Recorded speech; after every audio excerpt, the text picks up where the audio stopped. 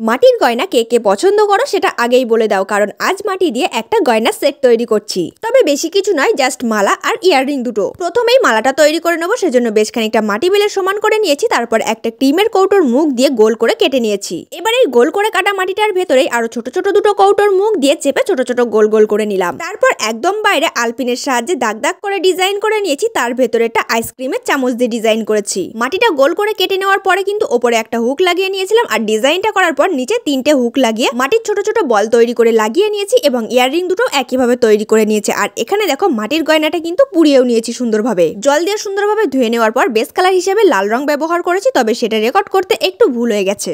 তারপর এখানে দেখো লাল রঙের ওপর কমলা, হলুদ এবং সবুজ রং দিয়ে মালাটা রং করে নিচ্ছি। একইভাবে ইয়াররিং দুটোও কালার করে নেব। তারপর মালার সাথে সুতো এবং ইয়াররিং এর সাথে ইয়াররিং হুক ভালোভাবে জয়েন্ট করে নিলেই আজকের এই পোড়ামাটির গয়নার সেটটা তৈরি। এবার তোমরা বলো আজকের এই গয়নাটা কেমন লাগছে, আর নেক্সট গয়নার রং কি হবে সাজেস্ট করতে পারো।